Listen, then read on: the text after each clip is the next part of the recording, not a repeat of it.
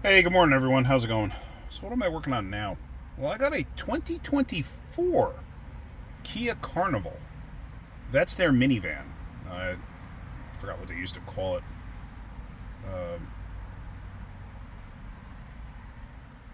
Drawing a blank. Can't think of what they used to call their minivan. But this is a Kia Carnival. It's actually a pretty nice van. I'm kind of impressed. Um, it's got 85,500 miles on it already. This is a good customer of ours. They're a limo service, so they drive the daylights out of their vehicles. 2024 with 85,000 miles. So, anyway, complaint is check engine light on and a drivability issue. They said they were actually didn't think they were going to make it here. It was driving so bad. So they already contacted Kia and know this thing does not have a warranty anymore for check engine light type stuff. So it's got an engine warranty or a powertrain warranty, but that's about it. So that's why they brought it to us, in case any of you are wondering. So I hooked my scanner up to it, and I'm scanning it right now to see what, if anything, I have. And let me show you what I'm looking at so far. It's still doing it. All right, so here is the topology. So there's your OBD connector, and it goes in and it goes out through all the different modules, and these are the different bus systems. So blue is a scanned module. Gray means it's not equipped. If it came up in white, it means that it is not scanned. And interestingly enough,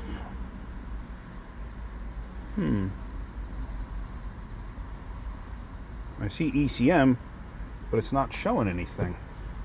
So let's see. I mean, I didn't start it yet, actually. It's been sitting here overnight.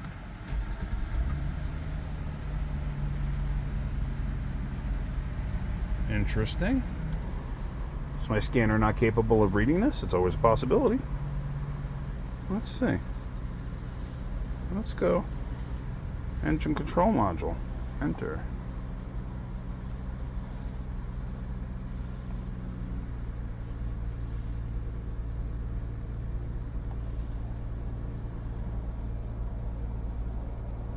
Oh, you know what? I might not be hooked to the internet. Oh, yeah, it's giving a little thingy there that says there's a problem. So I may have to go inside to actually scan with this scanner. Let's see. Read fault code. Oh, yeah. So it does have fault code. So I don't know why it didn't show up on the topology. 135 random.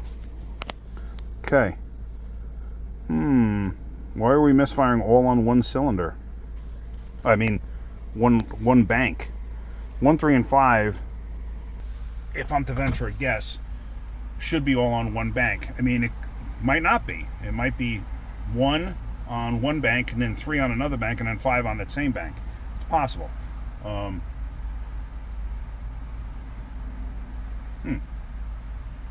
usually they do it 1, 3, 5, 2, 4, 6. If you understand what I'm trying to say.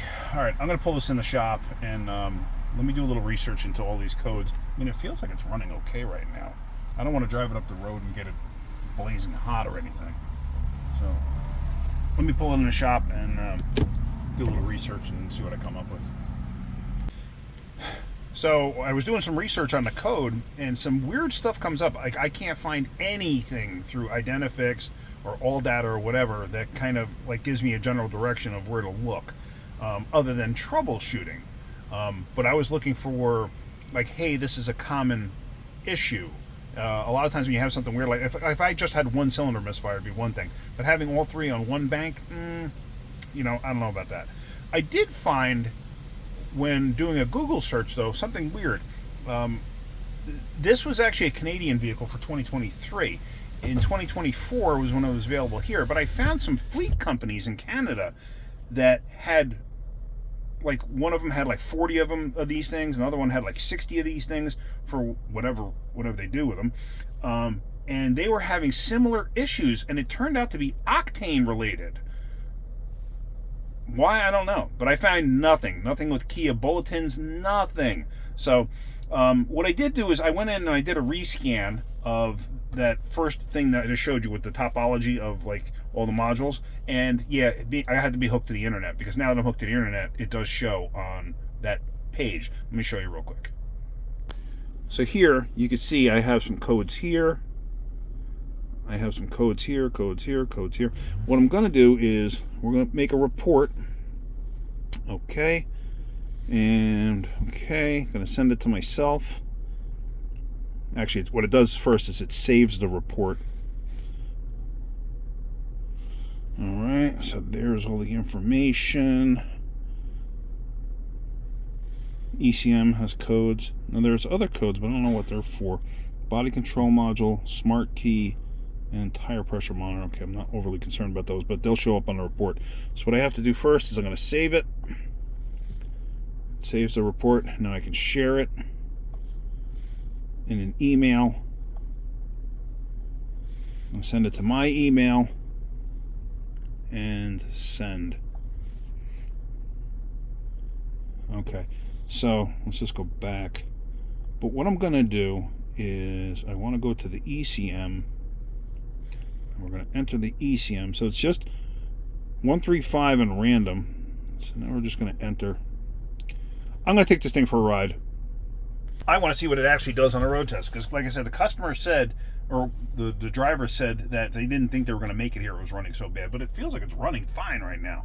So I don't know, but let me take it for a ride. Let me see what it does. 88,000. Okay, it's not due for an oil change yet. All right, let's take this thing for a ride, see what it does.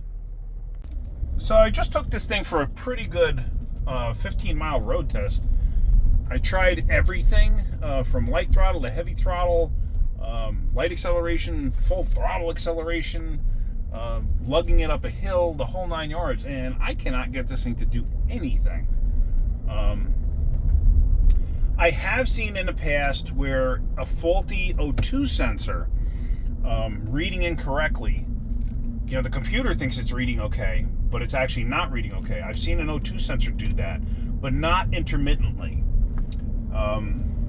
You know, and to say that this thing had a drivability issue, usually it'll have a drivability issue, but like not to the extreme that the customer was saying it was. I'm here in Mexico right now. But so I'm not sure what's going on here. I really do not know.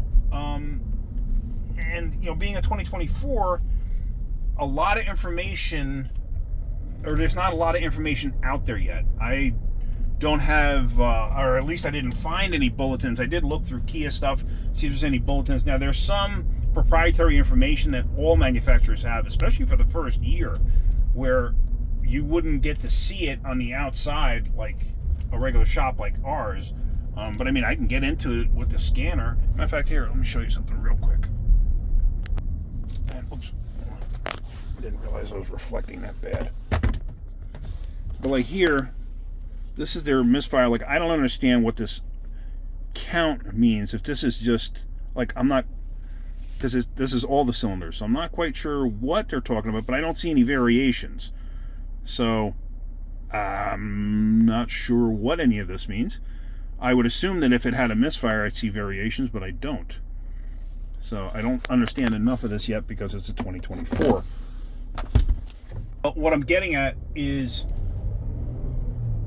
a lot of times manufacturers for the first year will not, because they're under warranty, all the cars, they don't release certain information out to the general public because, you know, you're gonna have problems with first year vehicles. This is a first year vehicle for the States. It was available in Canada, like I said. But they won't release information because they don't want it getting out there that, hey, you know, we had numerous, let's say, misfire problems, but we rectified it within the first year. You know, I remember Chrysler had done that. Like, they had numerous problems when they first introduced what became known as the Slip-04, the 604 transmission. And, you know, for the first year, yeah, there were bulletins and stuff like that, but they didn't release a lot of that information to the general public. You know, it was all kind of proprietary, and they kept it in-house for the first year. After that, then, yeah, it goes out there, and people then know about it. Obviously, word of mouth is a big thing because a lot of people, when they experience the problems, they speak to their friends and neighbors and stuff like that and say, hey, you know, my vehicle's doing this, my vehicle's doing that, and they go, oh, mine is too. So the mine too movement there, not me too, mine too. So anyway, I just thought I'd share that with you. Unfortunately, there's nothing I'm going to do with this vehicle at this point in time. Everything seems to be okay. There's nothing I'm experiencing. I don't know what to say. I mean, could it be an octane issue? I don't know. It's got a full tank of gas. I don't know. So, could it have had some fuel issue? Like maybe a spot of water in the fuel. But usually if you got something like that, because that'll go through first because it sits at the bottom of the tank. Usually when that goes through first, though, you should get misfires on all cylinders. So, I don't know. I'm just rambling here, but there's nothing that I'm experiencing right now that's indicative of a problem. So, unfortunately, I'm going to have to give the car back to the customer at this point, and go from there. All right. Unfortunately, this video turned into just about nothing. So, all right. Hopefully you got something out of that. If you did, hit that like button. If you could, please subscribe. All right, guys, have a great day. Keep wrenching.